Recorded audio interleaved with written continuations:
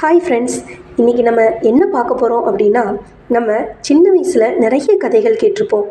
அந்த கதைகளோடு கலந்த வாழ்க்கைக்கு தேவையான இன்ஃபர்மேஷனை தாங்க பார்க்க போகிறோம். வாங்க வீடியோக்குள்ளே போகலாம்.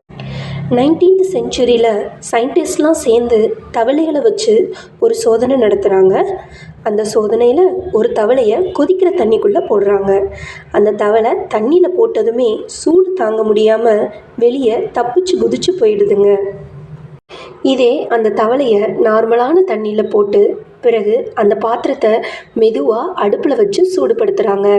லேசான வெப்பத்தை உணர்ந்த அந்த தவளை அந்த சூட்டுக்கு ஏற்ற மாதிரி தன்னை மாற்றிக்கிட்டு அங்கேயே இருக்குங்க.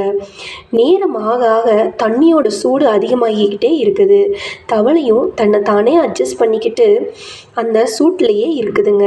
கொஞ்ச நேரத்தில் தண்ணியோட கொதிநிலை 100% தொடும்போது தான் அது உணருது தன்னோட சூழ்நிலை சரியில்லை, இதில் இருந்து வெளியில் போகணும் அப்படின்னு நினைக்கிது. ஆனால் என்ன பிரச்சனைனா, அதோட முழு ஆற்றலும் அது தன்னை அட்ஜஸ்ட் பண்ணிக்கிறதுலையே செலவு பண்ணிட்டதால் அதால் வெளியில் தாவ உடல் வலிமை இல்லாமல் உள்ளேயே இறந்து போயிடுதுங்க. இந்த கதையிலிருந்து நமக்கு தேவையான என்ன இன்ஃபர்மேஷன் கிடைக்கிது அப்படிங்கிறத பார்க்கலாம். நம்மளோட லைஃப்லையும் நம்மளோட தொழிலுக்காக, நம்ம ஃப்ரெண்ட்ஸுக்காக, நம்ம ரிலேட்டிவ்ஸ்க்காக, இப்படி பல விஷயங்களுக்காக நம்மளுக்கு ஒரு விஷயம் கம்ஃபர்டபுளாக இல்லைனாலும் அவங்களெல்லாம் நம்ம தக்க வச்சுக்கணும் அப்படிங்கிற காரணத்துக்காக நம்மளே வருத்திக்கிட்டு சில விஷயங்களை பண்ணிகிட்டே இருந்திருப்போம். எந்த விஷயம் உங்களுக்கு கம்ஃபர்டபுளாக இல்லையோ, மற்றவங்களுக்காக உங்களை வருத்திக்கிட்டு நீங்கள் பண்ணும்போது உங்களோட மென்டல் அண்ட் ஃபிசிக்கல் ஹெல்த் ரெண்டுமே சிவியராக பாதிக்கப்படுங்க. சரிங்க, இதிலிருந்து எப்படி வெளியில் வர்றது அப்படிங்கிறத பார்க்கலாம். சிம்பிளுங்க. உங்களுக்கு அன்கம்ஃபர்டபுளாக இருக்கிற விஷயத்த நீங்கள் செய்யாதீங்க. உங்களுக்கு எது ரொம்ப கம்ஃபர்டபுளாக இருக்குமோ அந்த விஷயத்த தேடி போங்க. அதுக்காக யாராவது நம்மளை குறை சொல்லுவாங்களோ, நம்மளை தப்பாக நினச்சிக்குவாங்களோ அப்படின்னு நினச்சி ஃபீல் பண்ணாதீங்க. செல்ஃப் லவ் தாங்க ரொம்ப முக்கியம். நம்மளே சந்தோஷமாக வச்சுக்கிட்டா தான் சுற்றி இருக்கிறவங்கள நம்மளால் சந்தோஷமாக வச்சுக்க முடியும். ஸோ நீங்கள் அதுக்காக கில்ட்டியாக ஃபீல் பண்ணாதீங்க.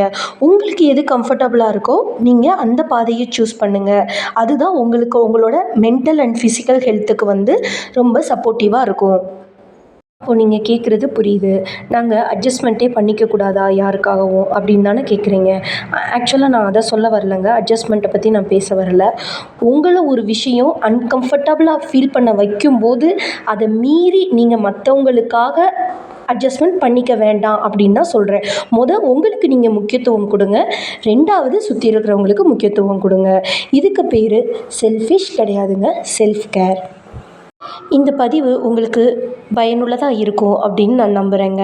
இவ்வளோ நேரம் நான் பேசுகிறத ரொம்ப பொறுமையாக கேட்டதுக்கு ரொம்ப தேங்க்ஸுங்க. சைனிங் ஆஃப், உங்கள் சகோதரி பாசிட்டிவிட்டி பத்து. பாய்.